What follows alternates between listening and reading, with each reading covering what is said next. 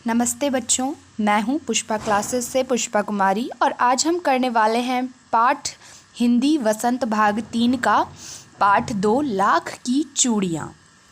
ठीक है बच्चों, तो अगर आपको मेरा ये वीडियो पसंद आए तो आप इस चैनल को लाइक, सब्सक्राइब और शेयर करना ना भूलें और साथ में कमेंट भी ज़रूर करें कि आपको ये वीडियो कैसा लगा।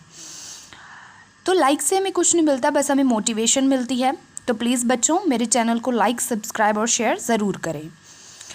तो चलिए शुरू करते हैं। ये क्लास 8 का है, क्लास 8 का हिंदी का चैप्टर है। ठीक है, तो चलिए शुरू करते हैं। सारे गांव में बदलू मुझे सबसे अच्छा आदमी लगता था, क्योंकि वह मुझे सुंदर सुंदर लाख की गोलियां बनाकर देता था।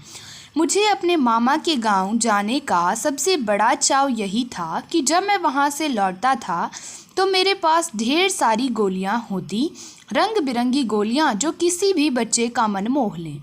यानी कि यहाँ पे लेखक क्या कह रहे हैं कि लेखक को सारे गांव में बदलू जो था वो सबसे अच्छा आदमी लगता था। क्यों अच्छा आदमी लगता था? क्योंकि वह लेखक को सुंदर सुंदर जो है लाख की गोलियां बनाकर देता था। ठीक है, और लेखक को अपने मामा के गांव जाने का सबसे बड़ा चाव यही था कि लेखक के मामा के गांव में बदलू नाम का एक मनिहार रहता था जो कि चूड़ियाँ बनाता था। ठीक है, और वो लेखक को ढेर सारी रंग बिरंगी गोलियां देता था जो कि किसी भी बच्चे का मन मोह ले। यानी वो इतनी सुंदर होती थी कि किसी भी बच्चे को वो गोलियां इतनी पसंद आ जाए कि पूछो ही मत।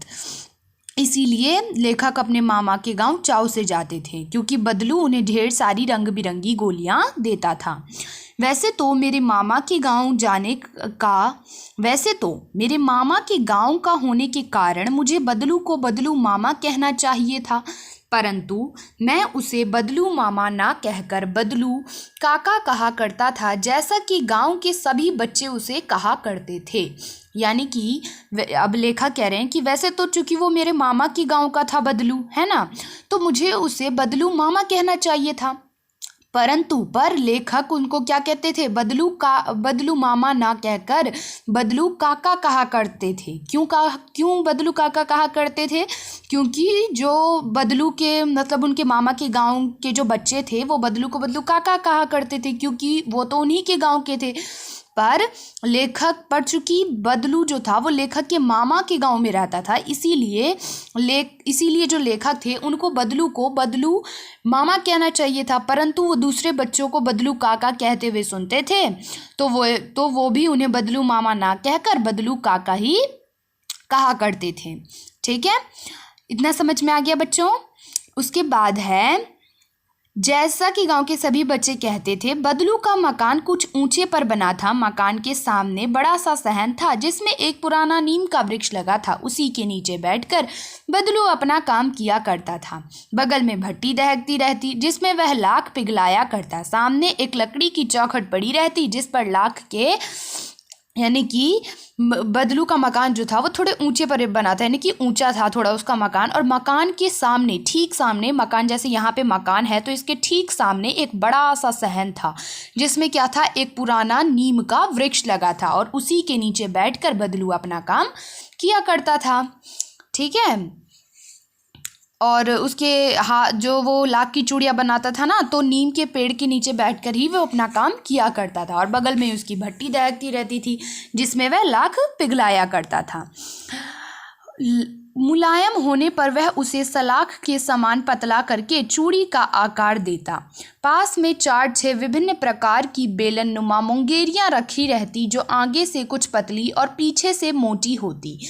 लाख की चूड़ी का आकार देकर वह उन्हें मुंगेरियों पर चढ़ाकर गोल और चिकना बनाता और तब एक एक कर पूरे हाथ की चूड़ियां बना चुकने के पश्चात वह उन पर रंग करता।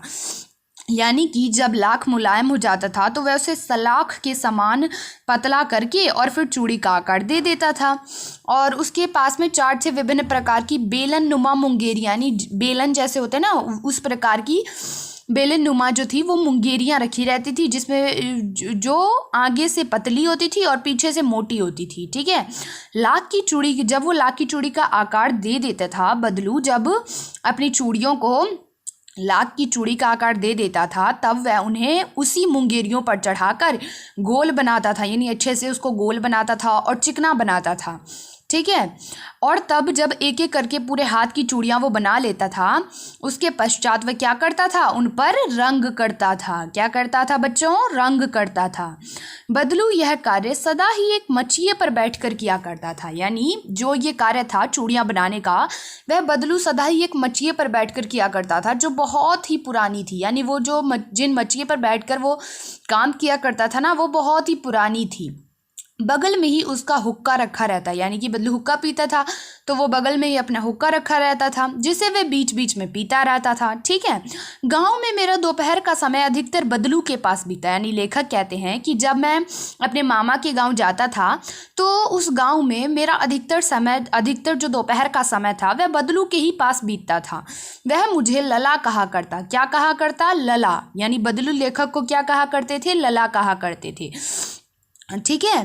क्या कहा करते थे? लला कहा करते थे। और मेरे पहुंचते ही मेरे लिए तुरंत एक मछिया मंगा देता, और जब भी वो जाते थे तो उनके लिए तुरंत ही एक मछिया मंगा देते थे। मैं घंटों बैठे बैठे उसे इस प्रकार चूड़ियाँ बनाते देखता रहता, यानी लेखक जो है वो घंटों बैठे बैठे बदलू को इस प्रकार चूड़ियाँ बनाते हुए देखते रहते थे। लगभग रोज़ ही वह 4-6 जोड़े चूड़ियाँ बनाता, यानी कि लगभग रोज़ ही बदलू 4-6 जोड़े चूड़ियाँ बनाता था। और पूरा जोड़ा बना लेने पर जब उसका पूरा जो हाथ की चूड़ियाँ थी वो कंप्लीट हो जाती थी, वो पूरा बना लेता था, तब वह उसे बेलन पर चढ़ाकर कुछ क्षण चुपचाप देखता रहता। यानी तब वो क्या करता था, उन चूड़ियों को बेलन पर चढ़ाकर कुछ क्षण के लिए, कुछ देर के लिए चुपचाप ही वह उन्हें देखता रहता था।